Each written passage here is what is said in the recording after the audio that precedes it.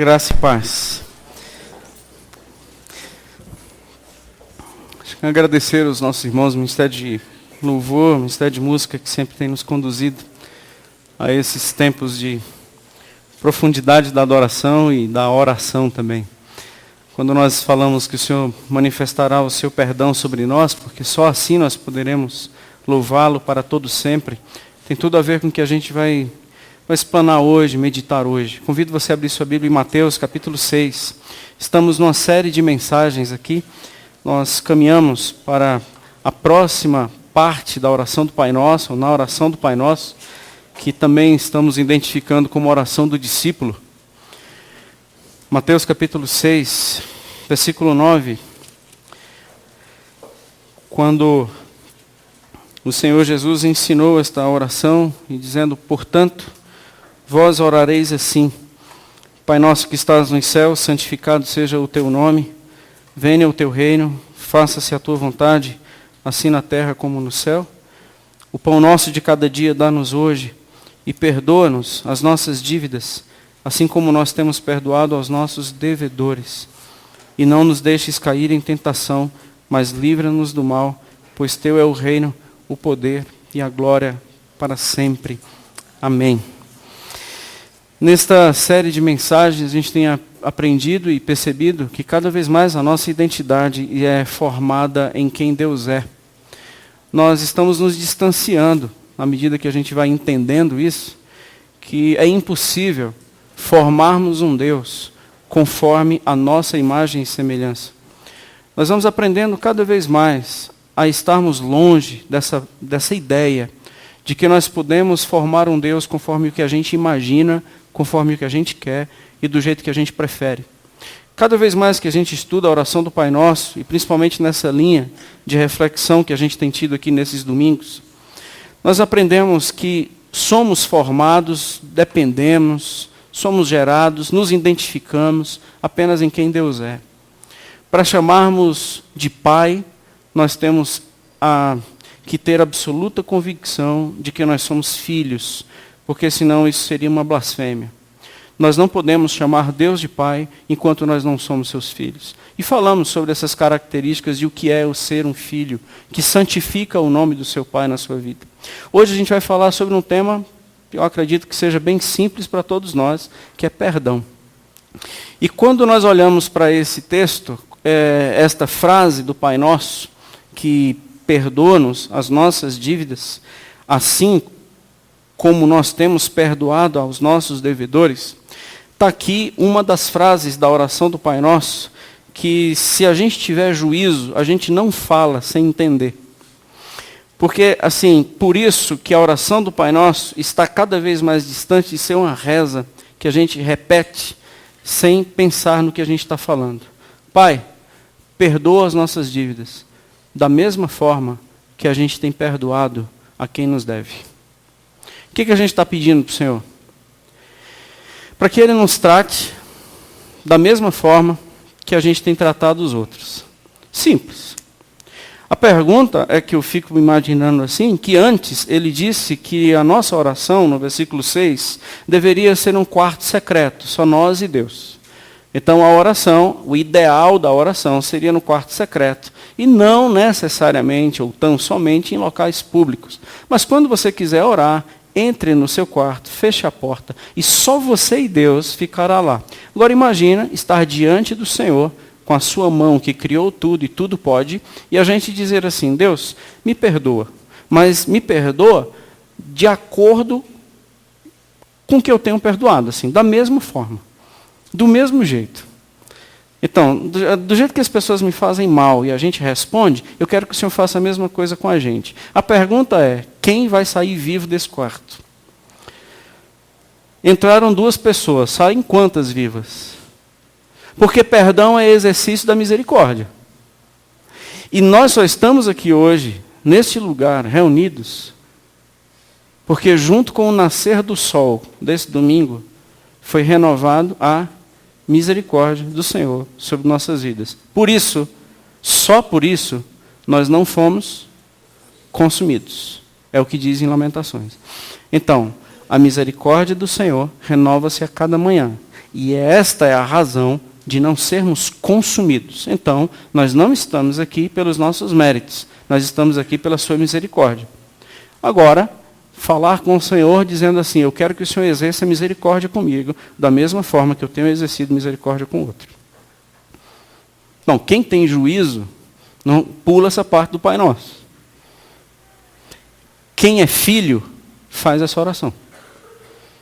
Porque não tem as mãos aguardando o ser consumido. Mas, longe de ser um pedido, isso aqui é uma confissão. Quer que a gente entenda um pouco mais o assunto? Vamos ler os versículos 14 e 15. Não sei se vocês pensavam que eu tinha esquecido, mas de jeito nenhum. Verso 14 e 15 de Mateus capítulo 6. Segue, não a oração do Pai Nosso, porque ela já foi concluída, segue uma aplicação da oração. E qual é a aplicação da oração? Porque se perdoardes aos homens as vossas ofensas, também o vosso Pai Celeste vos perdoará. Se, porém, não perdoardes aos homens as suas ofensas, tampouco vosso Pai vos perdoará as vossas ofensas. Então, o negócio está ficando mais complicado para a gente.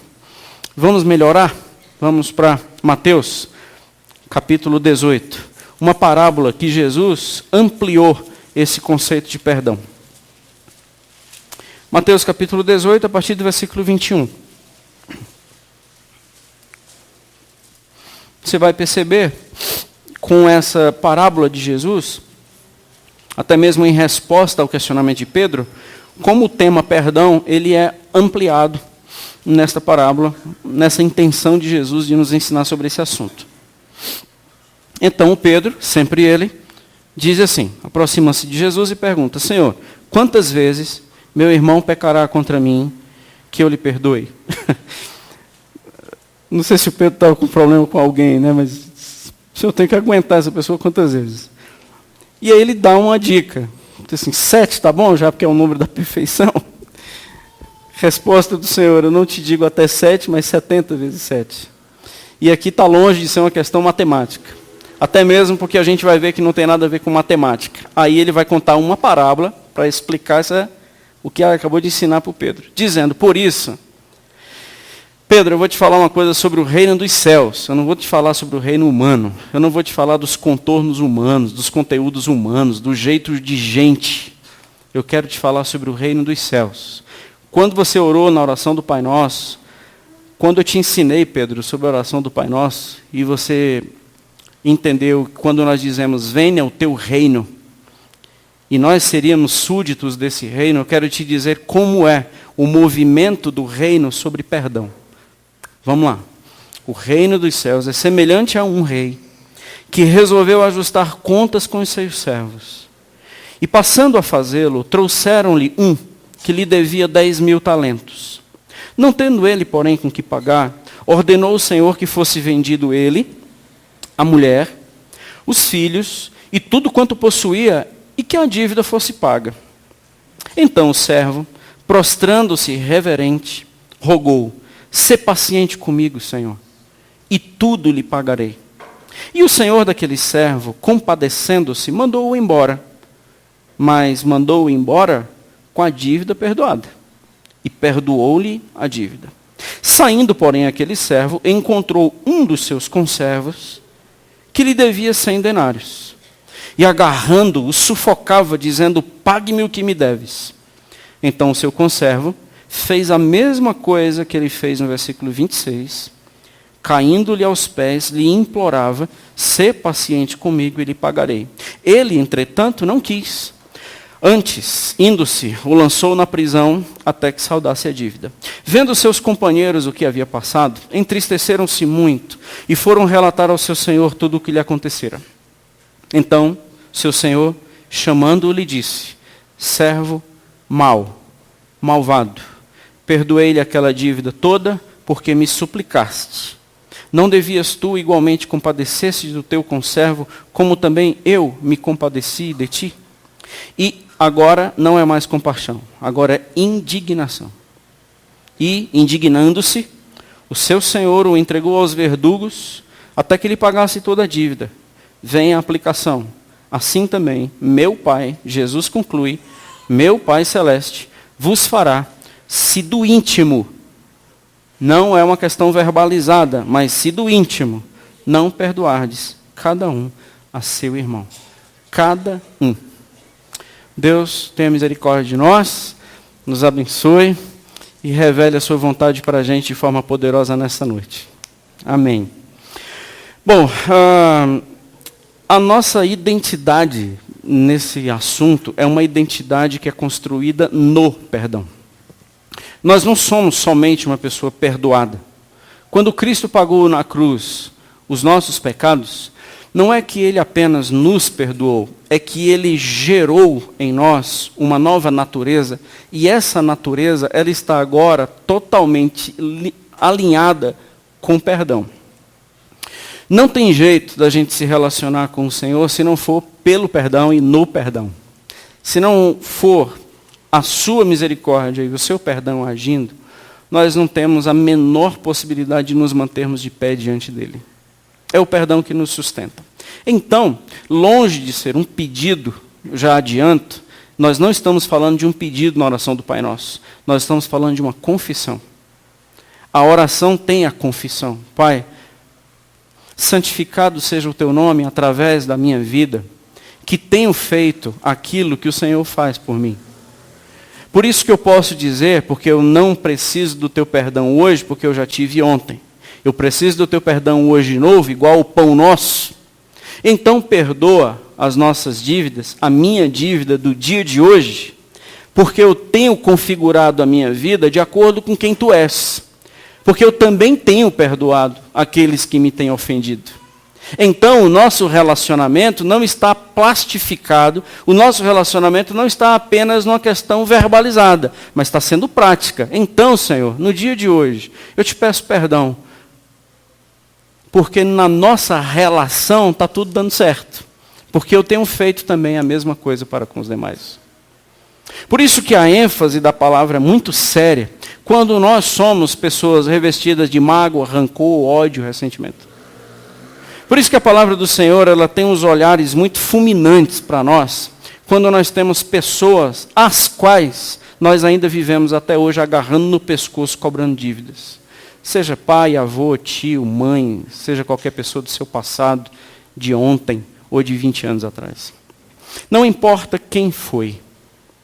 E aqui a gente precisa aprender, e esse assunto da oração do Pai Nosso tem me levado a lugares assim, até então desconhecidos, graças a Deus por mim, e compartilho algumas coisas com os irmãos.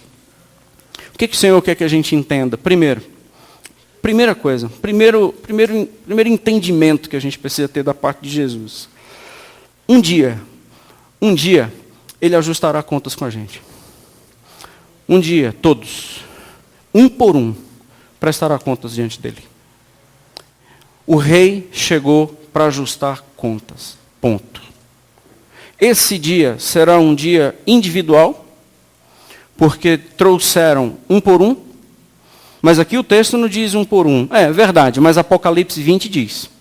E se você quiser dar uma olhada em Apocalipse 20, verso 13, nós estamos lá naquele texto. Você quer saber onde é que nós estamos? Onde é que você está no livro de Apocalipse? Capítulo 20, verso 13. Um por um comparecerá diante do Supremo Juiz e receberá a sua sentença. Uns, morte, outros, livro da vida. Um por um. Não tem mamãe levando filhinho no braço diante do juiz. Não tem família entrando junta. Não tem igreja entrando junto. Não tem agarrado no braço de vovô ou de vovó. Um por um estará diante do Supremo Juiz. É onde nós estamos. O apóstolo Pedro, quando escreveu na sua primeira carta, quando ele disse que nós estaremos diante do Senhor, 1 de Pedro 1, verso 7, diz, vocês estão orando ao Pai, mas não esqueça que o Pai é juiz. E esse juiz, ele julgará, sem acepção, cada um. Então, Apocalipse 20, verso 13, 1 de Pedro 1, verso 7, fala da individualidade diante desse tribunal. Por isso que quando chega diante desse rei que veio prestar contas, vem uma pessoa. Não a sua família, não o grupo, não a sua rua, mas uma pessoa. E o interessante também é que não é essa pessoa vem espontaneamente. É uma condução coercitiva dos policiais divinos levando o réu até o Supremo. Essa frase é familiar nossa, assim, dos últimos meses. É uma condução coercitiva da polícia divina. Foi trazido. O texto fala, trouxeram-lhe. Não é espontâneo. Não há como escapar. Não há como driblar. Não há como a gente continuar com uma vida de farsa e ela se manter para sempre. Um dia, ele vai prestar contas. Um dia. Todos estarão diante do tribunal. Até nós, todos nós. Apocalipse 23 diz que são todos. Não foi pela confissão. Não é pelo que profetizamos. Não é pelo que professamos. É aquilo que o Senhor determinou. Todos nós estaremos lá. Uns para receber sentenças, outros para receber outras sentenças. Tranquilo até aqui? Isso é o que o Senhor quer que a gente entenda, em primeiro lugar. Em segundo lugar, o Senhor ele vai dar um exemplo, assim, ele vai ilustrar o tamanho da nossa conta. Eu estou em Mateus 18, queria focar aqui nessa parábola. Ele vai ilustrar o tamanho da nossa dívida. Não sei se você sabe o que é denário, talento, porque ele vai ilustrar aqui a questão das contas e da dívida de cada um. Peço atenção para cá, para que isso é importante, porque não é por acaso que Jesus ele ilustrou essa conta. Vamos lá. Vamos primeiro à dívida do servo. O rei chegou e trouxeram um servo. Muito bem, deixa eu te contar o que é um talento. Talento era uma moeda que, basicamente, quem tinha esta moeda eram somente os reis e as pessoas muito ricas. Eu vou te dizer por quê. Porque ela significava nada mais, nada menos do que 6.000 dracmas, ou 6.000 denários. Isso aí é só uma informação para você. Um denário ou uma dracma era um dia de trabalho. Então, quanto é a sua diária? Então, a sua diária de serviço era uma dracma, ou um denário, é o mesmo valor. Ok? Um talento vale quanto? Então, 6.000.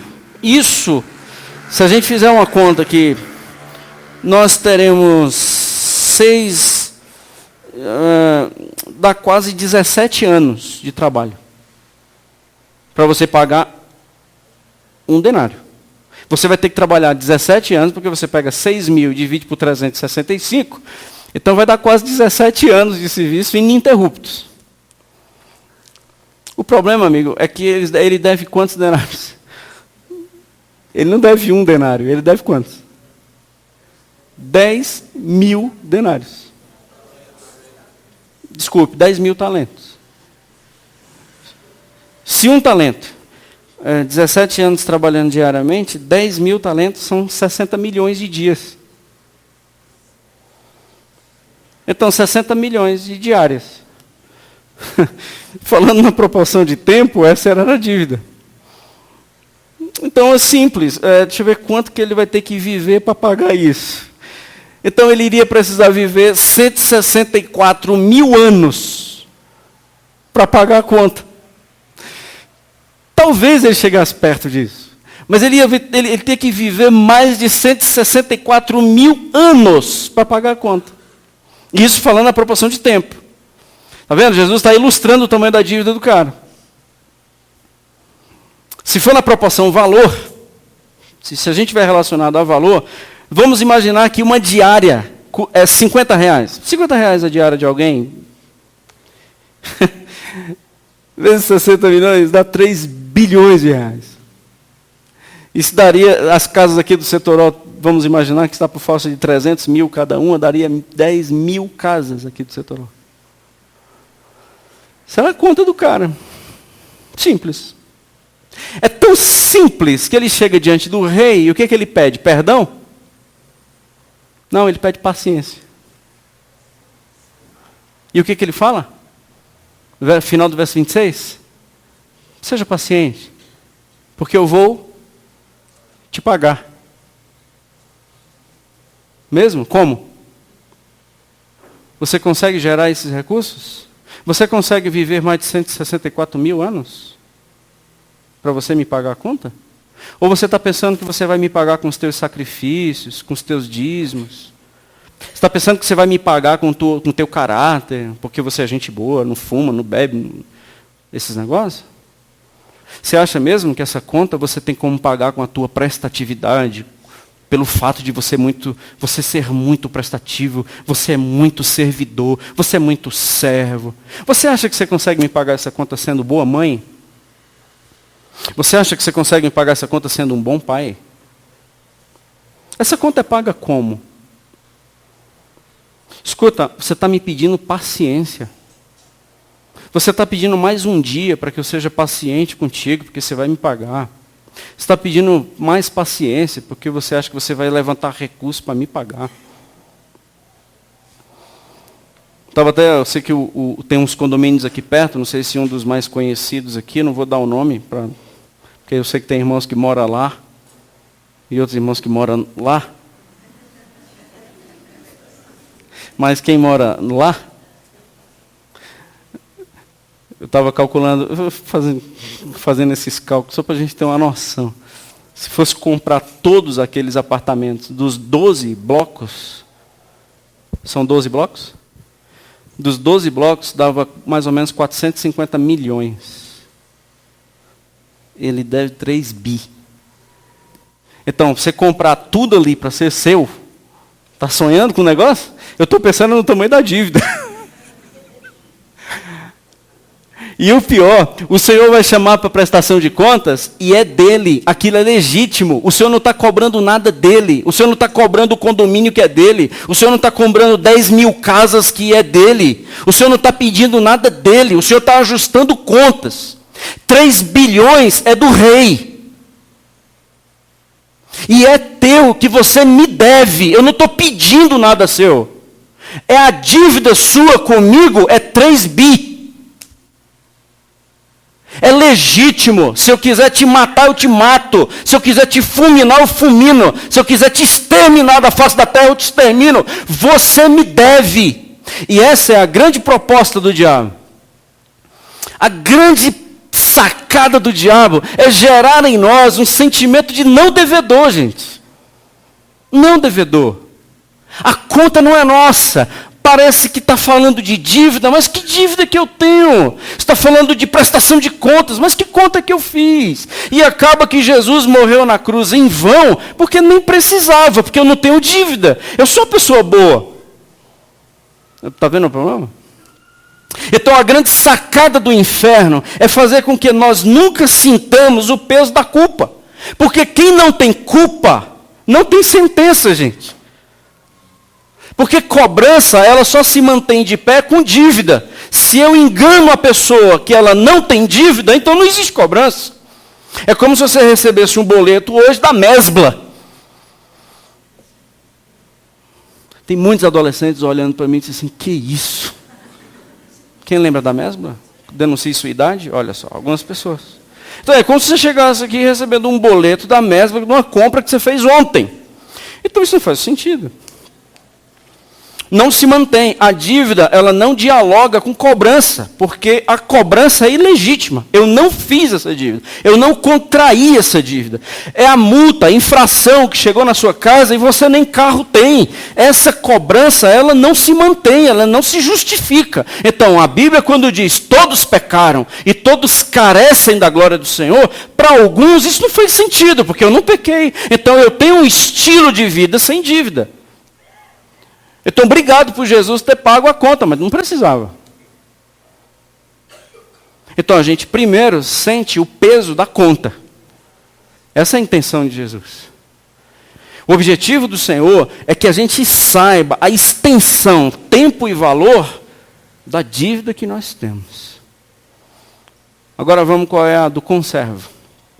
O conservo, ele saiu de lá perdoado, encontra o seu conservo. Ele deve quanto? Pode colocar aí. 100 denários. 100 denários são 100 dias de trabalho. 100 dias de trabalho. Relacionado a valores, se for R$50, Estamos falando de uma dívida de 5 mil reais. Ele acabou de ser perdoado de uma dívida de 3 bi. Ele encontrou alguém que deve 5 mil. Implorou da mesma forma. Foi assim que ele saiu de lá. Meus irmãos, qual é a sensação de uma pessoa que sai de um ambiente desse? E a palavra que ele escuta é: você está perdoado. Que sentimento é que essa pessoa tem? E como pode se manter uma palavra, você está perdoado, de uma conta tão grande, e na primeira oportunidade de cobrança, essa pessoa esgana quem fez algo contra você?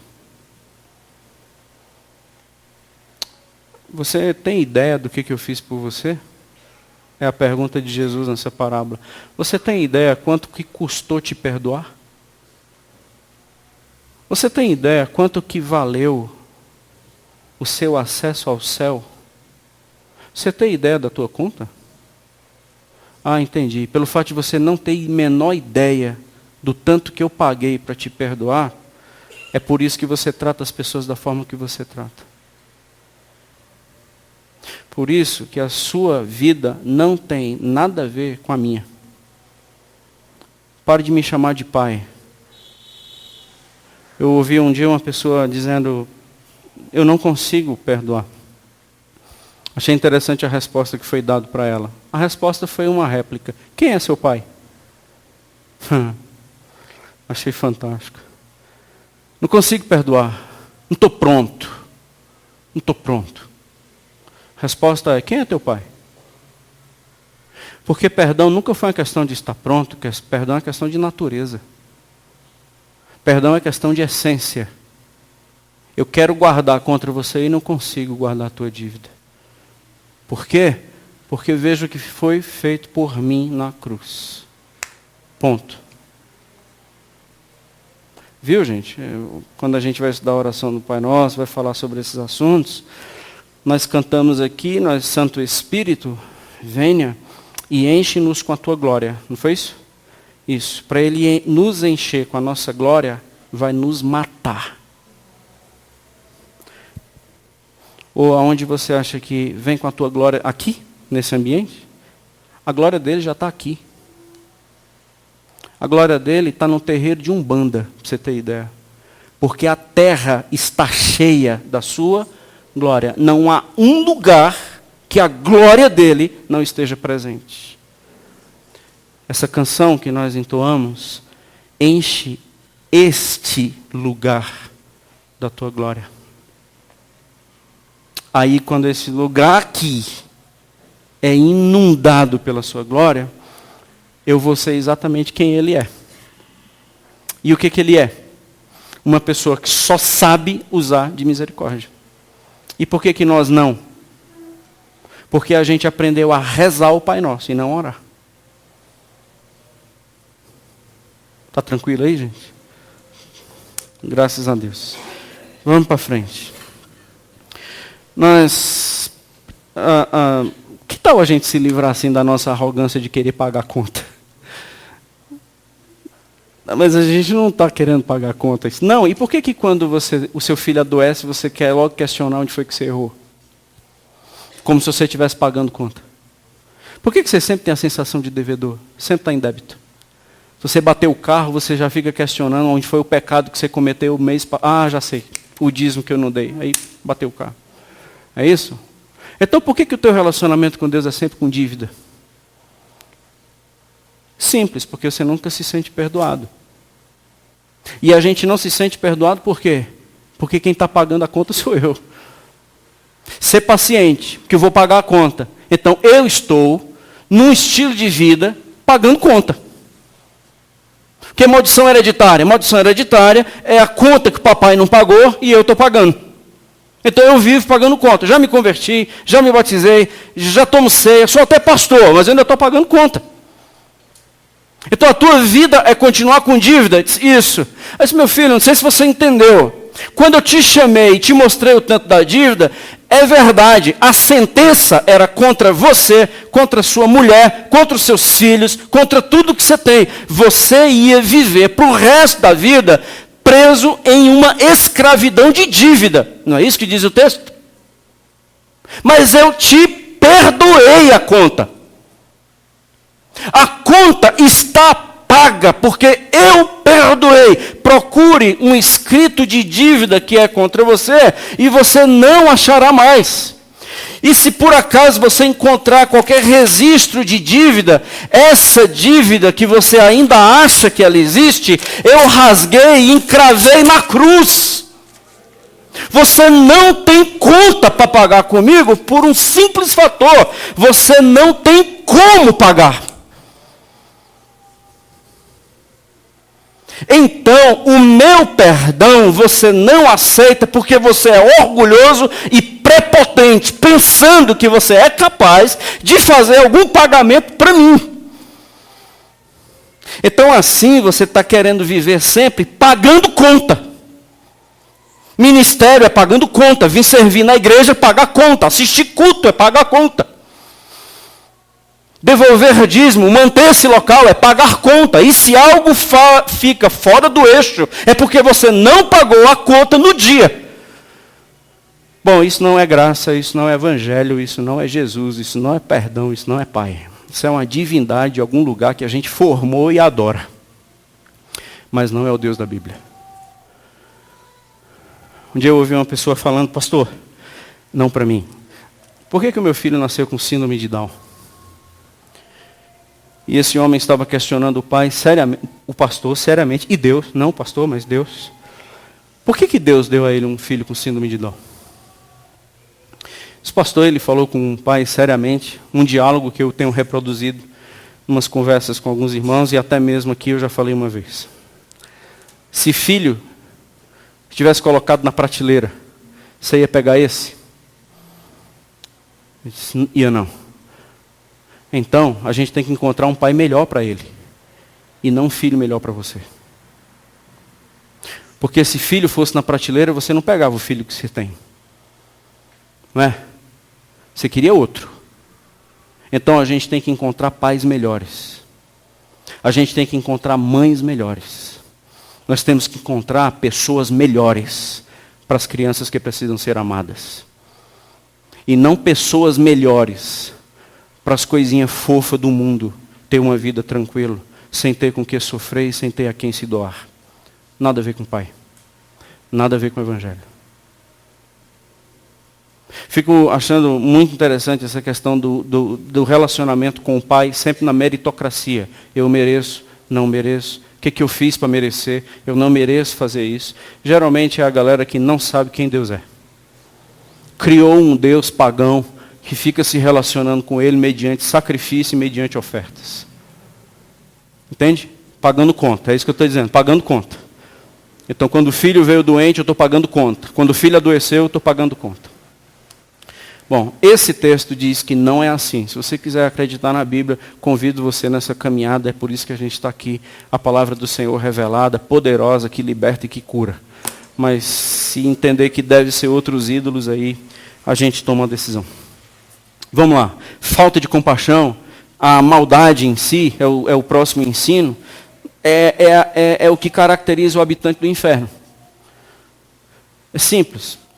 Assim, a maldade é exatamente a característica de uma pessoa que vai habitar no inferno. Só não está lá ainda, mas vai voltar para casa, porque a casa dele é lá. Aliás, já tem feito a sua casa o inferno. Não tem nenhuma dificuldade, porque a casa dele ou dela já é o inferno. Ela tem o dom. Ele tem o dom de fazer a casa no inferno. É pela reclamação, é pela maledicência, é por falar mal dos outros, é para destruir a vida dos outros, é para contaminar os outros com ira. Tanto é que o filho queria dar um abraço no avô e não pode.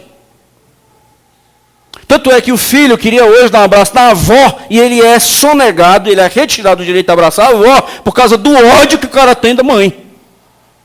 Ou o ódio que tem da sogra. Então a casa é o inferno. Perceba onde é que eu estou querendo tirar do texto. Por favor. Verso 31. Seus companheiros, os que o que se havia passado, viram o que havia passado, entristeceram-se muito e foram relatar ao seu senhor tudo o que acontecera. Quem são esses companheiros? Viram o cara pegando o que devia, 5.000, sufocando, jogou no cárcere. Seus companheiros viram tudo aquilo, passaram por aquilo. Sabe o que foi que aconteceu? Tristeza.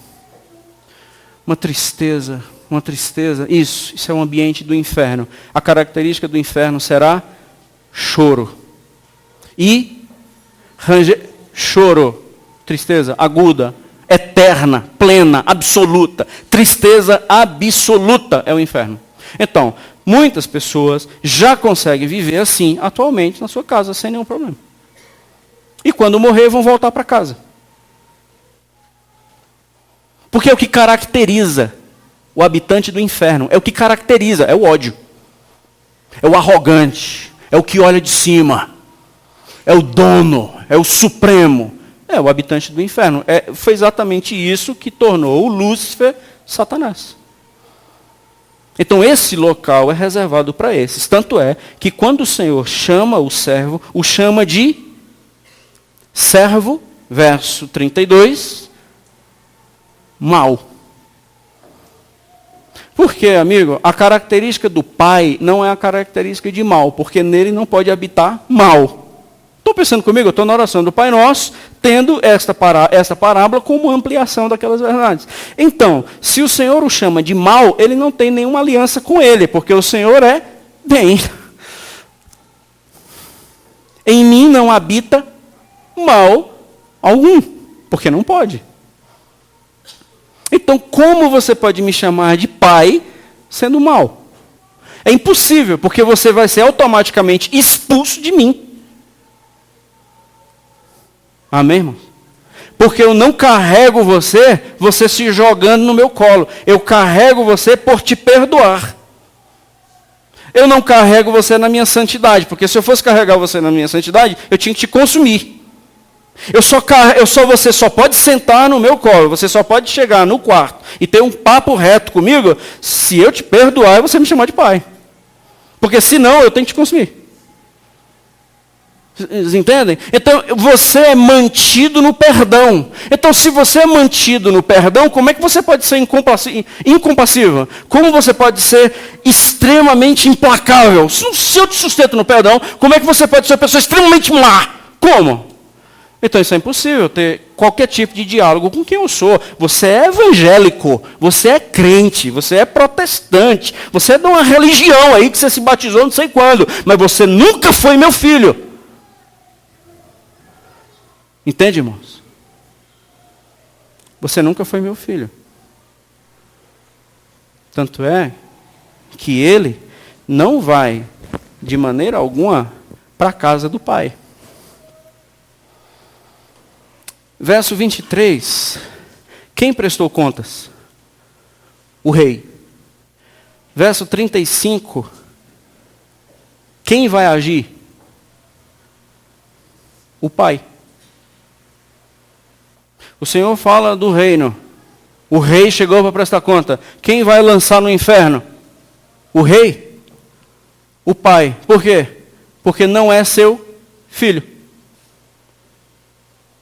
Nós estamos orando a oração do Rei Nosso, não do Pai Nosso.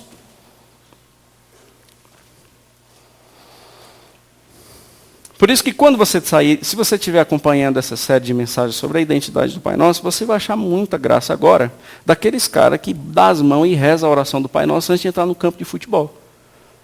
Pai Nosso que está no céu, santificado seja o vosso nome, venha a nós o vosso reino.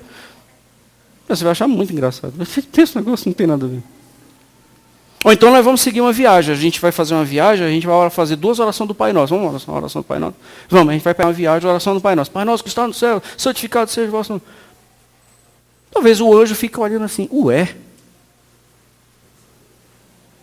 Ou então você repete assim a oração do Pai Nosso 30 vezes, aí o teu pecado é perdoado. É mesmo? Mas vocês vão crescer quando? Essa característica do habitante do inferno está exatamente relacionado a uma pessoa que reconheceu o preço que foi pago por ele e não conseguiu mais manter os outros aprisionados no seu ódio. Não sei se os irmãos já sabem a minha história, não vou dizer. Esse é o primeiro dia das mães que eu passei a minha mãe. Consigo lhe dizer o que é uma pessoa consumida por ódio. Consigo lhe dizer. Mas eu não estou aqui para falar do ódio. Eu estou aqui para falar exatamente do poder da cruz que remove todo o ódio e nos coloca no reino do seu amor.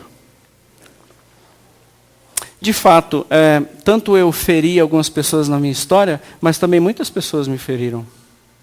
Na verdade, meu amigo, eu acho que se você olhar bem para a sua vida, você é a mesma pessoa. Você feriu muita gente já. Você já feriu muita gente. Mas também muita gente também te feriu. Você tem hematomas até hoje do que fizeram contra você. Mas cá para nós, você também já fez hematoma em muita gente, foi não? E sabe onde é que essa situação vai ser resolvida? No Pai. Então, Pai, me perdoa, porque eu quero agir na minha vida, nos meus relacionamentos, da mesma forma que o Senhor fez por mim. O Senhor não vai mais prestar contas daquilo que eu fiz há 10 anos atrás, de jeito nenhum. Há 5 anos atrás, de jeito nenhum. Que eu fiz hoje, de jeito nenhum. Há 30 anos, não. Salmo 103. Salmo 103 diz, eu amo a misericórdia. E assim como o pai se compadece dos seus filhos, eu me compadeço de vocês, meus filhos. E eu coloco a sua iniquidade distante, assim como o Oriente é do Ocidente, porque eu tenho prazer na misericórdia. E eu não vou te tratar segundo as suas iniquidades. Salmo 103, verso 10. Eu não te trato segundo as tuas iniquidades. Eu vou tratar segundo as tuas decisões. E o que você decide hoje? As tuas iniquidades eu perdoo, e elas são muito caras, você viu aqui. Mas qual é a sua decisão? A sua decisão é continuar querendo me pagar a conta, como se você fosse capaz? Ou a decisão é você crer no perdão que o meu filho pagou na cruz por você? Porque eu não abri mão da conta. Alguém pagou. Porque se Deus... Meus irmãos, isso aqui é vital para nós. Porque se Deus dissesse assim, tá bom, vou pegar essa conta e vou esquecer, isso não é justo. A justiça é alguém pagou a conta. No conceito de Deus, justiça não é jogar em uma pedrinha em cima. Justiça não é deixa para lá. Justiça é reconhecer que a minha dívida alguém pagou. Então, quando nós dizemos, ele pegou as nossas iniquidades e lançou no mar do esquecimento, é porque ele lançou no mar do esquecimento, paga. Com carimbo, quitado. E quem fez isso foi Jesus de Nazaré. Então, os irmãos reconhecem, assim, quando nós dizemos, perdoe as nossas dívidas, assim como nós temos perdoado. E talvez você esteja pensando assim, mas isso é muito difícil. Eu acho que não, eu acho que isso é impossível. Nas nossas forças e nas nossas configurações. Eu só acho que isso é possível numa identidade. Porque por nós, não. Porque o que é que nós pensamos? Por nós, o que nós pensamos é que não é justo a pessoa fez o que fez e ficar sem punição, assim, sem... Não... Entendeu? Assim, não matar ele, assim. Porque não é honesto, assim. Não é, desculpa, mas isso não é justo. Assim, fez o que fez e está rindo. Fez o que fez, está com vidão. Isso não é justo. No que eu puder fazer para acabar com a vida dele, eu vou fazer. Porque tem que pagar pelo que fez. Pronto. Exatamente. Isso é a turma do inferno. Na nossa cabeça, nós temos que entender que perdão, quem perdoa é quem paga o maior preço. Meus irmãos, perdoar é pagar o maior preço. Não se iluda. Quem perdoa, paga mais. É o nosso próximo slide. Quem perdoa, paga mais. Não se iluda. O que fizeram com você, a conta é muito alta. E você ainda vai ter que perdoar. Sabe o que é isso? É pagar a conta. Mas isso não é possível. É possível. Olhe para a cruz. Quem sofreu o que ninguém deveria sofrer? Desculpe. Quem não deveria sofrer o que todos deveriam sofrer? Ele. O perdão é quem paga a conta, gente. Não tem como a gente trabalhar com punição, com retaliação, com indiferença, para fazer com que o outro pague a conta. Porque isso nunca vai acabar. Isso vai ser pessoas sufocadas por nós, lançados no cárcere da nossa alma, e nós teremos escravos da nossa alma e sendo senhores do ódio. Isso não tem nada a ver com filiação com Deus, por mais que a gente arrote uma santidade, mas isso não tem nada a ver. E não podemos dizer santificado seja o teu nome, porque isso não santifica o nome dele. Isso, pelo contrário, reconhece que nós não somos dele. Porque na nossa alma não existe mais cárceres. Não cabe mais ninguém.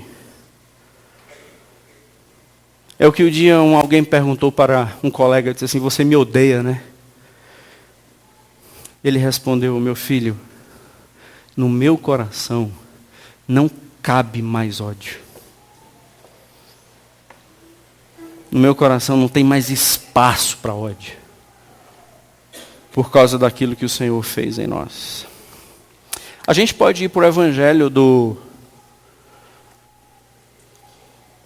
homem moderno, ou a gente pode ir para o evangelho da cruz. Aqui nós estamos caminhando no evangelho da cruz. E a gente não vai chegar muito longe, ódios, rancores, amarguras e ressentimentos. Na verdade, eu acho que a gente não deveria nem estar aqui. Quando eu sei que eu não quero mudar. Assim, a palavra do coração. Sabe por quê, irmãos? Porque a quem muito se dá, muito se cobra. E quando nós chegarmos diante do tribunal, ele disse assim, você sabia, não sabia? Você se fez assim de desentendido, mas você soube. E você soube e continuou vivendo do jeito que você quis, como se eu fosse igual a você, ou como se eu tratasse alguém com acepção de pessoas. Eu não. E não importa o seu sobrenome, não importa quantos anos você tem de fé, você vai para o inferno. Porque Deus não tem compromisso com ninguém. Deus tem compromisso com Ele. Por isso que Ele vai julgar sem acepção de pessoas. E não sei se os irmãos sabem, mas o tempo está cada vez mais próximo. É isso. Só no perdão, por fim, nós podemos ficar diante do reto juiz e chamá-lo de Pai. Não tem como a gente chegar diante da cadeira do juiz e chamá-lo de Pai se não for no ambiente do perdão. Mostre os seus feitos. Mostre o seu currículo, então. Mostre as suas obras. Mostre aí o que você anda fazendo. Ou então mostra aí. Tem uma música do Estênio Márcios. Recomendo essa música. Quando ele diz que chegou de frente ao portão para entrar no céu. E o anjo disse, seu nome não está aqui no livro. Ele canta essa canção. E ele, num sonho, ele diz, por favor, olhe nos últimos espaços. Verifique mesmo se meu nome não está aí. E o anjo pega e diz, é verdade, o seu nome está aqui, escrita com sangue, e ao lado tem a palavra perdoado. Perdoado. Quando nós entrarmos nos céus, ou nas portas, ou estando diante do tribunal do Senhor, isso vai acontecer, independente de quem crê ou não crê, o que a gente vai dizer para poder dizer assim, por que você vai entrar no céu? a gente vai dizer, gente? Por quê que você vai entrar? Por que você vai entrar? Meus irmãos, só uma coisa faz com que a gente tenha acesso ao Pai. O seu Filho. Só. Eu sou o caminho que você está precisando. A verdade que vai te libertar. E a vida que você não tem. Ninguém vem ao Pai, a não ser por mim. Só tem uma palavra que nós podemos dizer nos portões dos céus. Eu tenho na minha vida as marcas de Jesus. Eu trago no meu corpo as marcas de Cristo, o seu sangue sobre mim. Por isso, irmãos, que perdão, e eu encerro, não é uma identidade, perdão é uma identidade. O perdão não é uma situação na qual a gente decide. Perdão é identidade. Perdão não é uma situação na qual nós decidimos. Os irmãos entendem? Espero que os seus ouvidos e os meus não sejam obstruídos por nada, mas que a palavra do Senhor ela seja poderosa para desobstruir e curar. E quero convidá-los a orar. Porque pode ser que você tenha pessoas aí presas no porão da sua alma, pelo aquilo que te fizeram, e essas pessoas estão tanto no porão da sua alma que você dorme e acorda pensando nelas. Eu queria orar por isso e hoje à noite eu não farei nenhum tipo de apelo, a não ser que você queira manifestar isso por sua conta, mas queria lhe convidar a estar num lugar secreto hoje à noite, onde só você e o Pai sabem. E na verdade eu queria lhe convidar a colocar essas pessoas para sair de dentro do seu coração. Se você entendeu, não por mim, mas se você entende o preço que foi pago por você e você tem sido um carcereiro do ódio e do rancor, eu convido você a colocar essas pessoas para fora hoje e declarar perdão sobre a vida delas. Talvez, se você topar fazer isso, você vai sentir uma das dores mais agudas da sua alma. Por isso que as pessoas não fazem. Preferem continuar sendo carcereiros. O Senhor está aqui, mas Ele está aqui para agir e Ele quer curar você. E Ele quer continuar trabalhando com cura em todos nós. Senhor, nos perdoe, porque a gente está vivendo do jeito que o Senhor pediu para a gente viver. Essa é a oração do Pai Nosso. Vamos orar? Senhor, nosso Deus, nós apresentamos diante do Senhor aquilo que somos. Muitos de nós aqui, nós queremos apresentar aquilo que restou da gente. Alguns, ó Deus, estão nesse lugar, vieram para esse lugar sem expectativas ou com expectativas. Mas a certeza, Senhor, que o Teu povo que está nesse lugar aqui, nós administramos muitas dores na alma. Nós temos feridas agudas, que muitas delas nem o próprio cônjuge, nem a própria família sabe. Ou por termos sido os causadores, ou por termos sido vítimas. Senhor, muitas pessoas que a gente nem conhece direito, ainda estão nos cárceres da nossa alma.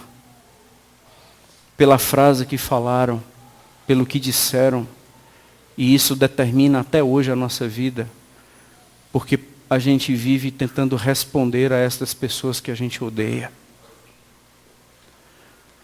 Pai, nós somos tão complexos, que às vezes até a nossa situação financeira ela não te honra, mas é uma situação para mostrar para os nossos inimigos que a gente venceu.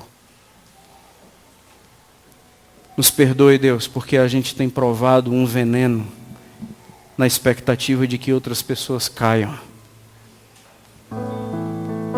E hoje a gente quer pedir que o Senhor nos perdoe. Pai nosso, que estás nos céus, santificado seja o teu nome. Vem reinar sobre nós. Que seja feita então a tua vontade, aqui na terra, como ela é feita aí no céu. O pão que a gente precisava comer para tomar essa decisão, o Senhor nos deu hoje. Então, Senhor, a gente quer dizer, nos perdoe. Porque é isso que a gente vai ter como estilo de vida. Nós vamos perdoar aqueles que nos ofenderam tanto. Nós vamos colocar em libertação os abusadores. Nós vamos colocar em libertação aqueles que nos feriram tanto e nos abandonaram. Nós queremos colocar em libertação aqueles que abusaram da gente. Nós queremos colocar em libertação aqueles que nos machucaram e nem fazem ideia do tanto. Nós queremos colocar em libertação hoje à noite, Senhor, aqueles que não têm como nos pagar na verdade. Queremos colocar em libertação aqueles que nos humilharam, Senhor, de uma forma tão séria. Mas a gente não quer mais viver a partir de hoje configurando nossas vidas em ódio. Nós não queremos que os nossos filhos orem mais como nossos companheiros, levando ao Senhor orações de apelo, porque não aguenta mais tanta tristeza numa casa. Hoje nós acreditamos, ó Deus, que nesse lugar existe libertação e cura, porque é o Teu Espírito, através da Tua palavra revelada, que age nas nossas estruturas. O que nos vai nos manter de pé, Senhor, não será mais a raiva. Ela perdeu hoje à noite. A gente quer voltar a beijar. Nós vamos voltar a nos abrir para o amor. Nós vamos voltar a nos abrir ao perdão, à reconciliação, à cura, ao abraço. Nós vamos colocar e recolocar pessoas no seu lugar de honra. Vamos colocar os nossos pais nos seus lugares de honra. Vamos colocar os nossos avós nos seus lugares de honra. Vamos colocar as pessoas que nos defraudaram nos seus lugares de honra. Porque nós agora estamos no controle do Teu Espírito e não mais reféns do ódio. E nós acreditamos, ó Deus, que toda a história que deu errado, há um Jesus que entrou na nossa história e consertou tudo e todos. Por isso, Senhor, nós celebramos o hoje, porque o ontem não nos consumiu. Nós celebramos o hoje porque o Senhor nos conduziu ontem nos Teus braços. Porque se não fosse o Senhor, muitos de nós teríamos tirado a própria vida. E se isso não aconteceu, é porque o Senhor nos carregou até aqui. Mas só que a gente saiu da vida, Senhor. Então hoje a gente está dizendo, estou de volta para a vida. E todos os meus prisioneiros estão libertos. Se precisar de pão, nós os alimentaremos. Se precisar de água, nós os saciaremos. Nós seremos abençoadores a partir de hoje, não mais amaldiçoadores.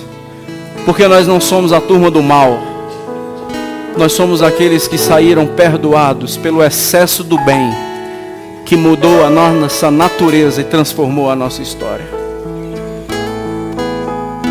Que a raiva, que o ódio, que o rancor, que a amargura sejam os troféus que a gente carregava, e todos serão quebrados nesse lugar hoje para a glória do Teu nome. E nós não diremos mais o que foi feito a nós. Por isso nós somos assim. Nós diremos, olha a conta que foi paga. Por isso que nós somos Cristo a partir de hoje. Vem, Santo Espírito, toma o Teu lugar. Vem, Senhor, e assente-se no trono do nosso coração. Que seja feita a Tua vontade, porque Teu é o poder, a honra e a glória para todos sempre. Amém. Senhor, eu não sou nada.